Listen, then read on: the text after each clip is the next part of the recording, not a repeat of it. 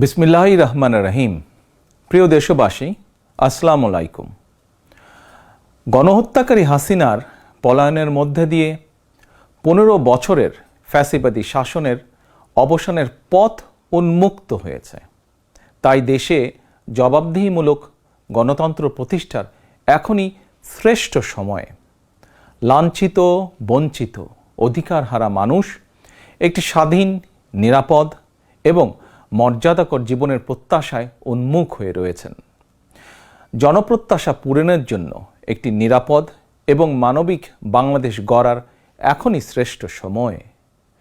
ফ্যাসিবাদী শাসনের অবসান ঘটিয়ে দেশের গণতন্ত্র, মানবাধিকার, ভোটের অধিকার প্রতিষ্ঠার জন্য গত 15 বছর ধরে গণতান্ত্রিকামী মানুষ আন্দোলন সংগ্রাম অব্যাহত রেখেছিলেন।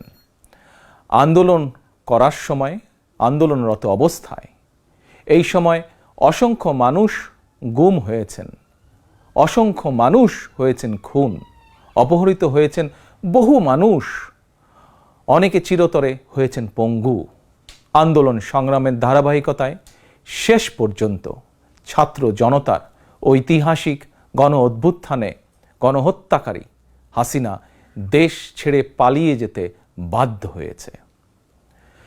প্রিয় দেশবাসী, ঐতিহাসিক গণ অভ্যুত্থানের সাফল্য ও উদ্দেশ্য নস্যাৎ করে দিতে সুপরিকল্পিতভাবে চলছে ষড়যন্ত্র, এবং এই ষড়যন্ত্রের অংশ হিসাবেই একটি ধর্মীয় জনগোষ্ঠীর উপরে পরিকল্পিত হামলার ছক কষে দেশে একটি অস্থিতিশীলতার সৃষ্টির অপচেষ্টা চালানো হয়েছিল।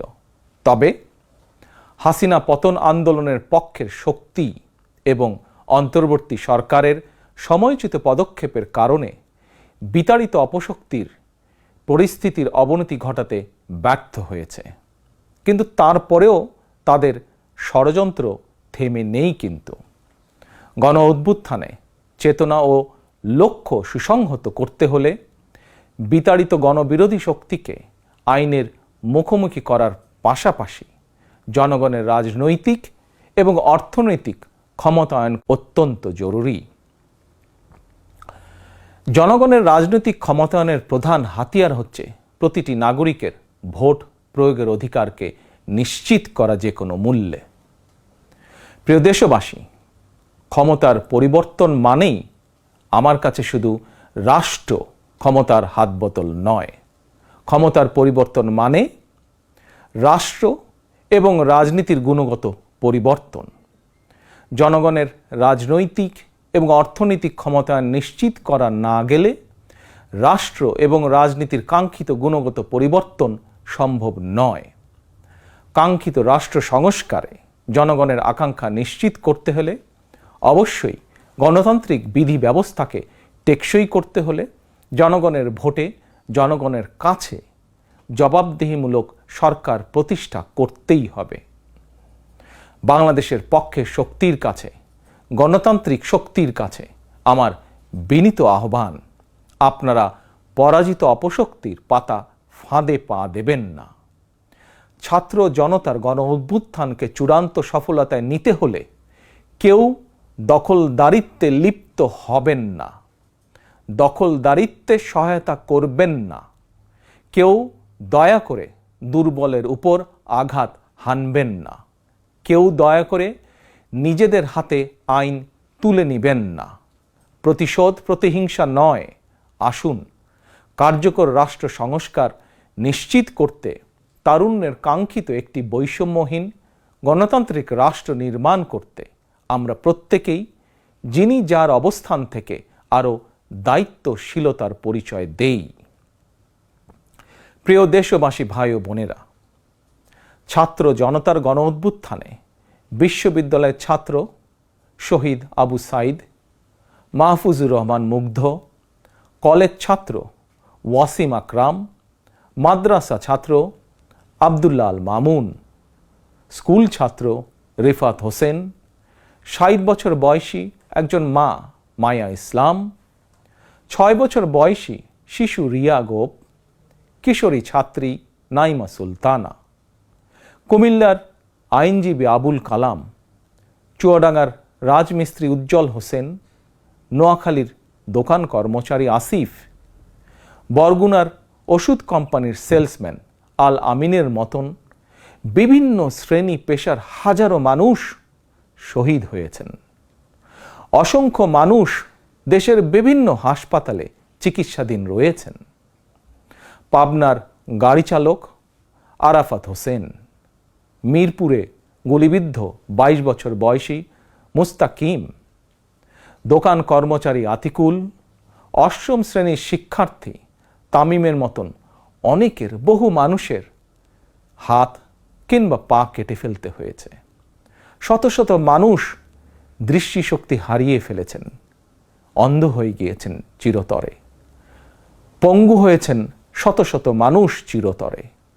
অসংখ্য প্রাণের বিনিময় 5ই আগস্ট অর্জিত স্বাধীনতায় গণতান্ত্রিকামী মানুষ আরও একবার স্বাধীনতার স্বাদ উপভোগ করলেও হাসিনা পতন আন্দোলনে যেসব পরিবার তাদের সন্তান স্বজনকে হারিয়েছেন কিংবা আহতদের চিকিৎসা করাতে গিয়ে যেসব পরিবারে অসহনীয় দুর্দশা নেমে এসেছে, সেসব বীর সন্তানদের ঘরে মুক্তির স্বাদের সেই ছোঁয়া এখনো লাগেনি। প্রিয় দেশবাসী, গণ অভ্যুত্থানে যারা হতাহত হয়েছেন তাদের তালিকা তৈরি করে প্রয়োজনীয় সহায়তার লক্ষ্যে অন্তর্বর্তীকালীন সরকার ইতিমধ্যেই নানা উদ্যোগ গ্রহণ করেছেন।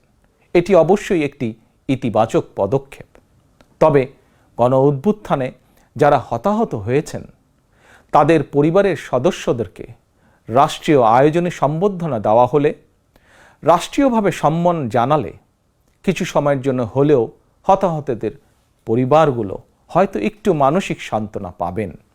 এ ধরনের উদ্যোগ গণ অভ্যুত্থানে চেতনাকে আরও শানিত করবে বলে আমার বিশ্বাস। একই সঙ্গে প্রতি বছর 5ই আগস্টকে রাষ্ট্রীয় উদ্যোগে জাতীয় জীবনে একটি বিশেষ দিবস হিসাবে পালন করার বিষয়টিও বিবেচনা করা দরকার বলে সমাজের বিভিন্ন শ্রেণী পেশার মানুষ বিশ্বাস করেন। আমি এ প্রসঙ্গে আরও একটি বিষয় সরকারের দৃষ্টি আকর্ষণ করতে চাই। 2018 সালেও সারা দেশে কোটা সংস্কার আন্দোলন হয়েছিল। সেই সময়েও আন্দোলনকারীরা রাষ্ট্রীয় প্রতারণার শিকার হয়েছিলেন। গণহত্যাকারী হাসিনা আন্দোলনকারীদেরকে সেই সময়েও নির্মমভাবে দমন করতে চেয়েছিল, দমন করেছিল। এমনকি খুনি হাসিনা সেই সময়ে আহতদেরকে চিকিৎসার সুযোগ পর্যন্ত দেয়নি। সুতরাং দেরিতে হলেও 2018 সালের হতাহত কোটা সংস্কার আন্দোলনকারীদের বর্তমানে রাষ্ট্র কিভাবে সহায়তা করতে পারে সেটিও বিবেচনায় নেওয়া দরকার বলে আমি মনে করি। আমি বিশ্বাস করি তারুণ্যের শক্তি, তারুণ্যের আকাঙ্ক্ষাকে উপেক্ষা করে কখনোই একটি রাষ্ট্র ও সরকার অভীষ্ট লক্ষ্যে পৌঁছতে পারে না। প্রিয় দেশবাসী, এবার আমি বিশেষ করে প্রিন্ট এবং ইলেকট্রনিক মিডিয়ার সংশ্লিষ্টদের দৃষ্টি আকর্ষণ করে দুটি কথা বলতে চাই। গণহত্যাকারী হাসিনা সারা দেশের সংবাদপত্রের স্বাধীনতা কেড়ে নিয়েছিল। সংবাদপত্রের স্বাধীনতা হরণকারী হাসিনা পালিয়েছে জনগণের অভ্যুত্থানে। জনগণের প্রত্যাশা, আপনারা আপনাদের যার যার সংবাদপত্রে নির্ভয়ে এই শব্দটি লিখবেন, হাসিনা পালিয়েছে। হাসিনা পালিয়েছে শব্দটির পরিবর্তে কোনো গণমাধ্যম যদি ভিন্ন শব্দ প্রয়োগের অপকৌশল নেন, সেটি জনগণের কাছে আপনাদের বিবেকের স্বাধীনতাকেই প্রশ্নবিদ্ধ করবে। আপনাদের প্রতি আমার বিনীত আহ্বান, গত 15 বছরে যেই সকল পরিবারের মানুষগুলো গুম, খুন, অপহরণের শিকার হয়েছেন, ছাত্র জনতার বিপ্লবে হাজারো মানুষ যারা শহীদ হয়েছেন, আহত হয়েছেন, তাদের এবং তাদের পরিবারের দুঃখ দুর্দশার কথাগুলো আপনারা আপনাদের সংবাদ মাধ্যমে তুলে ধরবেন। সাগররুনি হত্যা মামলার তদন্ত এক যুগেও কেন শেষ হলো না, সেই প্রশ্ন আপনারা আপনাদের মাধ্যমে তুলে ধরবেন। জনগণ আপনাদের কাছ থেকে আয়নাঘর নিয়ে অনুসন্ধানী রিপোর্ট দেখতে চায়। হাসিনা দেশটাকে লুটেরা রাষ্ট্রে পরিণত করেছিল। জনগণ দুর্নীতির সেই সব চিত্র প্রতিদিন আপনাদের সংবাদপত্রে গণমাধ্যমগুলোতে দেখতে চায়। গণহত্যাকারী খনি হাসিনা প্রতিবার কিভাবে জনগণের ভোটকে ডাকাতি করে নিয়ে গিয়েছিল, গণমাধ্যমে প্রতিদিন সেই সব চিত্র তুলে ধরে বিশেষ অনুষ্ঠান প্রচারের আহ্বান জানাই আপনাদেরকে। গণমাধ্যমে হাসিনার অপকর্ম ফ্রেমবন্দি থাকলে ভবিষ্যতে আর কেউ হাসিনার মতন ভোট ডাকাতি, গণহত্যায় লিপ্ত হতে সাহস করবে না, যা বাংলাদেশের ভবিষ্যৎ গণতন্ত্রের ভিতকে মজবুত করবে এবং ক্ষমতাসীনদেরকে স্বৈরাচারী আচরণ থেকে বিরত থাকতেও বাধ্য করবে। এবার আমি সারা দেশে বিএনপি এবং এর অঙ্গ ও সহযোগী সংগঠনের সর্বস্তরের নেতা, কর্মী, সমর্থক, শুভাকাঙ্ক্ষীদের প্রতি আহ্বান জানিয়ে বলতে চাই, রাষ্ট্র সংস্কারের পথ ধরে অন্তর্বর্তীকালীন সরকার যথাসময়ে জাতীয় নির্বাচনের তারিখ ঘোষণা করবে। সেই নির্বাচনে জনগণের রায় পেতে জনগণের মন জয় করুন। জনগণের বিশ্বাস, আস্থা এবং ভালোবাসা অর্জন করুন। জনগণের সুখে দুঃখে জনগণের সঙ্গে থাকুন, পাশে থাকুন, জনগণকে সঙ্গে রাখুন।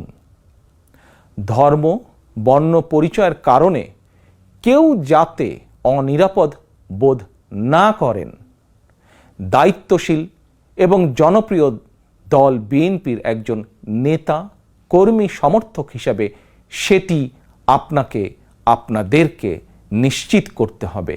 সেটিকে নিশ্চিত করুন আপনারা। পরিশেষে আমি আরও একটি বিষয় উল্লেখ করতে চাই। গণহত্যাকারী হাসিনা পতনের আন্দোলনে দেশে ছাত্র জনতার পাশাপাশি প্রবাসী বাংলাদেশিরাও বিশেষ অবদান রেখেছেন।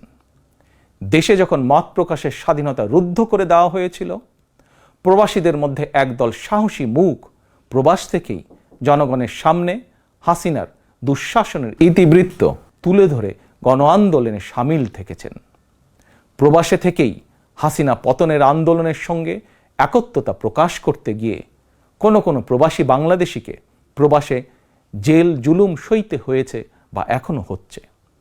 প্রবাসীদের অবদানকে কৃতজ্ঞতার সঙ্গে স্মরণ করে আমার আহ্বান, ছাত্র জনতার কাঙ্ক্ষিত একটি বৈষম্যহীন গণতান্ত্রিক বাংলাদেশ নির্মাণে অতীতের মতন ভবিষ্যতেও সংশ্লিষ্ট দেশের আইন মেনে সাধ্য মতন আপনারা আপনাদের যার যার অবস্থান থেকে ভূমিকা অব্যাহত রাখবেন। দেশে প্রবাসে সকলকে ধন্যবাদ জানিয়ে আমার বক্তব্য শেষ করছি। আল্লাহ হাফেজ। বাংলাদেশ জিন্দাবাদ। বাংলাদেশ জাতীয়তাবাদী দল জিন্দাবাদ।